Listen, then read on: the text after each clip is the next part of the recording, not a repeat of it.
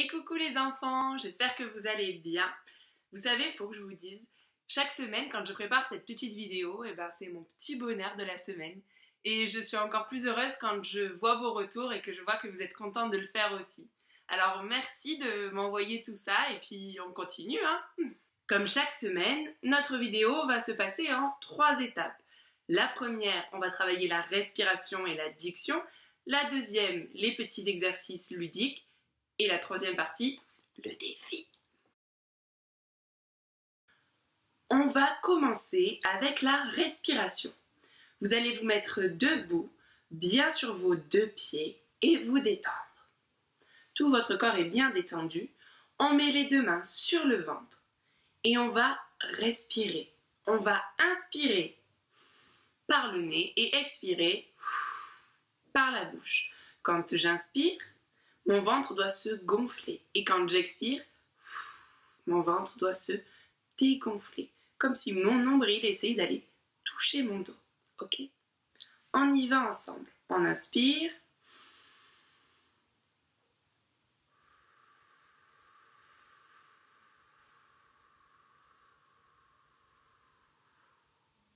Encore.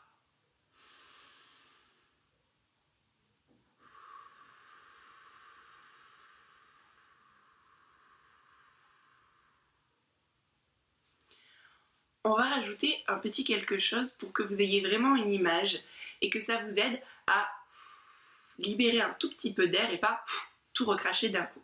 Vous allez imaginer que dans votre bouche, vous avez une énorme pelote de laine et au fur et à mesure qu'on va souffler, on va retirer tout doucement le fil, tout doucement pour sortir le plus de laine possible. Ok?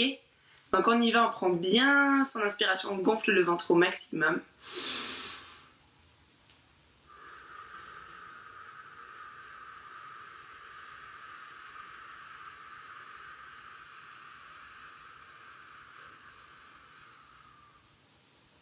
Vous avez réussi?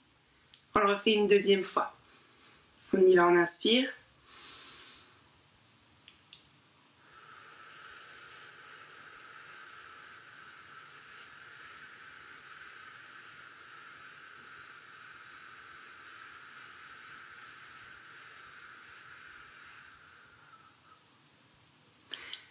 Vous vous souvenez, vous pouvez très bien mettre pause à n'importe quel moment et le refaire. C'est parti pour les grimaces pour réveiller le visage. Vous vous souvenez, vous avez 6, 7 ou 8 chewing-gums dans la bouche. Impossible de la fermer. Et on est parti, on mâche ce gros chewing-gum. Évidemment, on exagère, hein.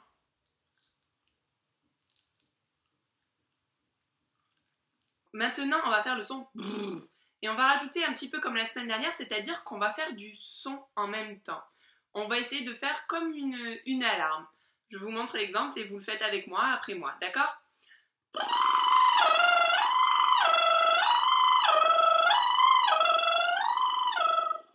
Encore une fois.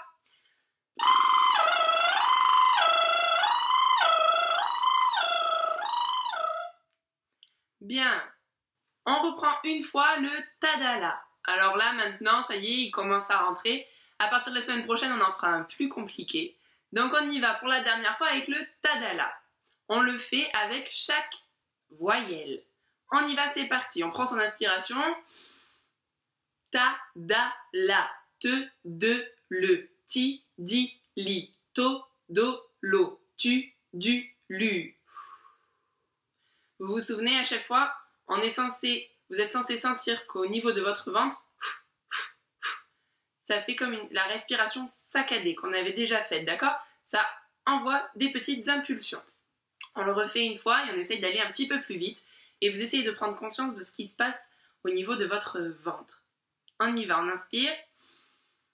Ta, da, la, te, de, le, ti, di, li, to, do, lo, tu, du, lu. On essaye encore plus vite? Allez, dernière fois. Ta, da, la, te, de, le, ti, di, li, to, do, lo, tu, du, lu. Bien. On reprend piano, panier. Pareil, je pense que maintenant, vous savez le dire.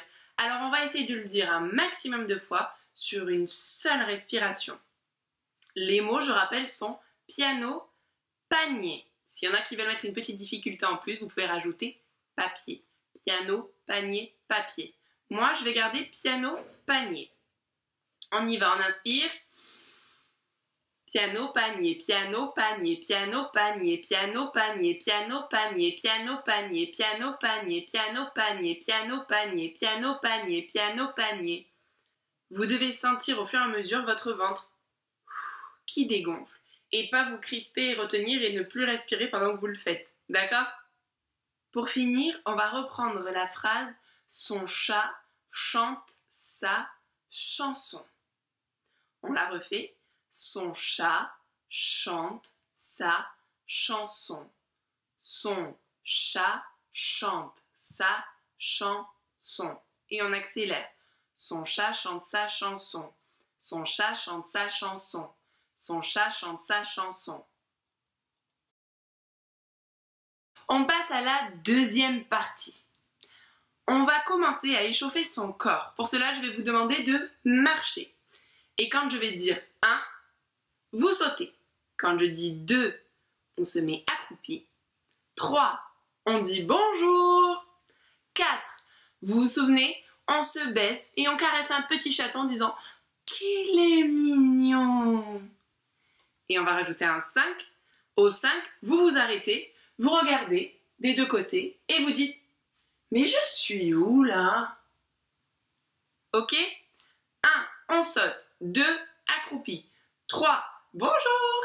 4, qu'il est mignon. Et 5, mais je suis où là?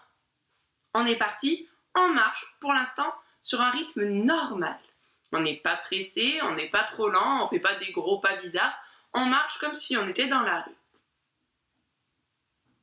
1, 2, 3,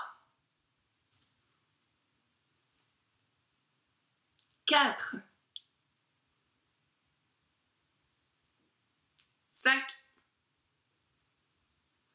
On continue à marcher, maintenant je l'ai dit dans le désordre. 4, 2. On continue à marcher, à chaque fois on ne s'arrête pas. Une fois qu'on a fait l'action, on continue à marcher tout de suite. 4, 1, 5. Maintenant, on est pressé. C'est-à-dire qu'on va marcher en étant pressé et on va faire toutes les actions en étant pressé. On y va, c'est parti. 2, 5, 4, 1, 3, 2, 5, 1, 1. Ok. Maintenant, vous marchez et à l'inverse, vous êtes fatigué. Attention, je ne veux pas vous voir tomber par terre. On marche toujours comme si on était dans la rue. Donc je pense que si vous êtes fatigué dans la rue, vous n'allez pas vous jeter sur le trottoir, d'accord? Donc on marche tranquillement, mais tout nous demande un effort. Même pareil, quand on fait l'action, ça nous demande un effort. On est parti. 4, 2,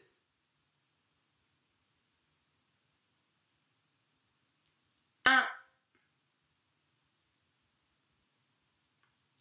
5,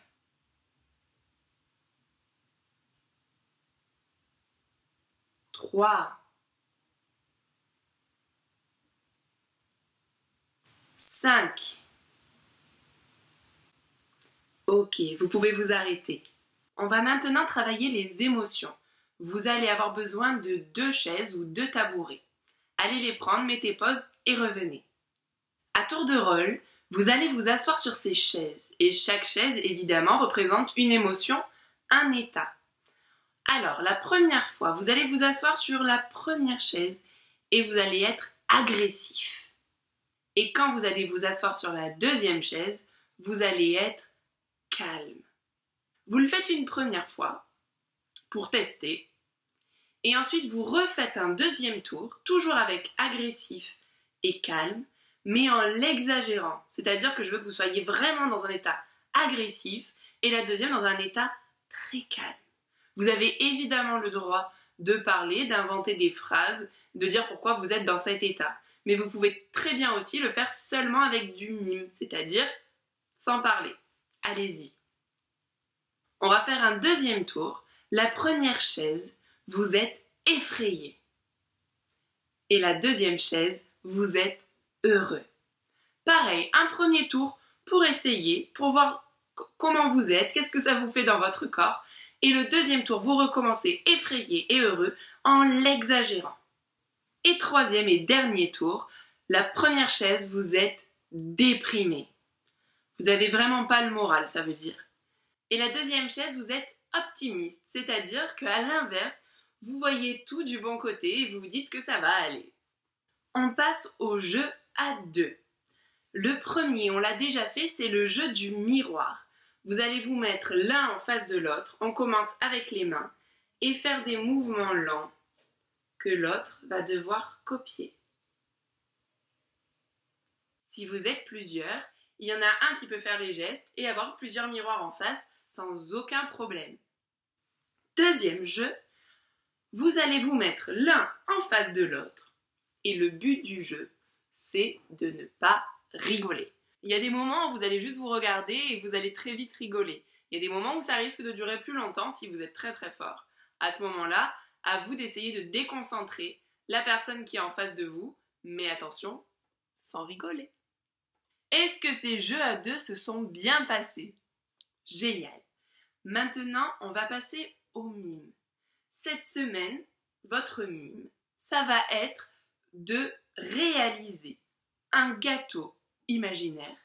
Vous allez le préparer, vous allez le déguster, mais je veux que ça donne super envie à ceux qui sont avec vous. Vous devez donner faim à ceux qui sont à côté de vous.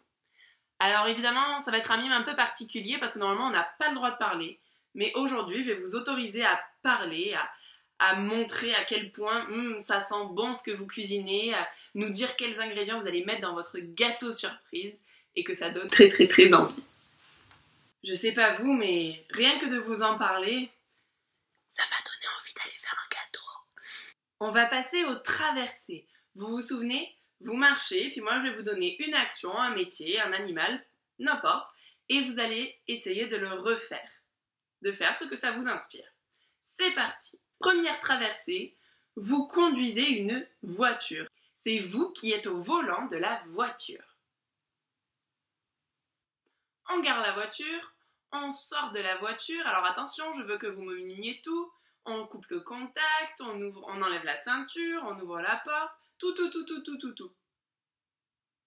Et on arrive dans un endroit magnifique, tellement beau qu'on a envie de tout prendre en photo. Je veux que vous preniez tout en photo, que ce soit la petite fleur par terre, ou les nuages qui ont une jolie forme, la maison là-bas qui a une jolie couleur, une jolie forme. Tout, imaginez plein de choses et vous les prenez en photo. Mais à chaque fois que vous prenez la photo, vous imaginez ce que vous êtes en train de prendre en photo. On y va. Si je vous dis maintenant que vous êtes une araignée,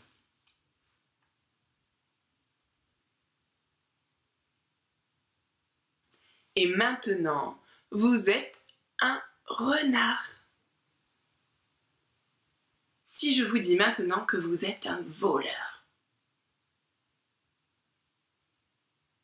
vous êtes un voleur, mais sauf qu'on vous a repéré et que la police arrive à vos trousses. Comment vous faites? Si je vous dis maintenant que vous êtes des momies, j'aimerais bien vous voir. Et maintenant, vous êtes un astronaute et vous êtes arrivé sur la Lune et vous marchez sur la Lune. Et pour finir, vous plongez au fond de l'océan et vous nagez avec tout plein de jolis poissons. Vous êtes tout seul dans cet endroit magnifique. Vous prenez le temps d'observer, de voir que vous êtes dans votre petite bulle sous l'eau, qu'il n'y a pas de bruit. Juste de belles couleurs, de jolis fonds marins. On observe tranquillement et on nage doucement. On prend le temps de nager et on va se mettre sur le dos. Une fois que vous êtes sur le dos, vous séparez bien vos bras, vos jambes, mais vous pouvez les laisser plus le long du corps si vous voulez, ou les mettre vraiment au-dessus de la tête. Vous faites vraiment ce qui vous est le plus agréable. Et vous allez fermer les yeux. Vous allez imaginer qu'au fur et à mesure, on vous met des poids dessus. On va commencer par les mains. Vous imaginez que vous avez des poids dans les mains, ce qui fait que votre main ne bouge plus et commence à s'enfoncer dans le sol. On vous les met sur les bras et sur les épaules. Vos bras ne peuvent plus du tout bouger. Ils sont lourds et s'enfoncent dans le sol. On vous met maintenant des poids sur les pieds, sur les jambes, partout sur les jambes. Et vos jambes, pareil, sont lourdes et s'enfoncent dans le sol. On n'essaye pas de se débattre contre ces poids, mais au contraire, on en profite pour essayer de relâcher tous ses bras, ses jambes, tous ses muscles. On vous met des poids sur le ventre, sur la poitrine, sur la tête, et vous avez la sensation qu'au fur et à mesure, votre corps s'enfonce dans le sol, comme si on était dans de la neige. Et doucement, on va commencer à rebouger les doigts des mains. On nous enlève les poids au-dessus des mains, et nos mains peuvent bouger. On nous enlève les poids des bras, et les bras peuvent bouger. On enlève les poids qu'on a sur les pieds, et seulement les pieds peuvent bouger. Et on nous enlève les poids des jambes, et on nous enlève tous les poids, et on recommence à bouger sur le sol, et on réouvre tranquillement les yeux.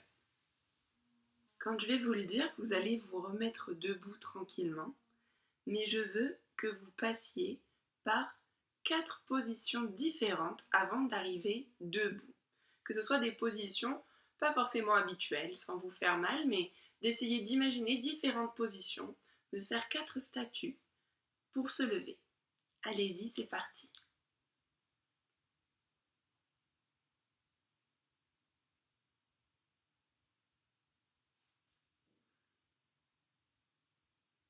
Et quand vous avez terminé, on passe à la 3e partie, le défi.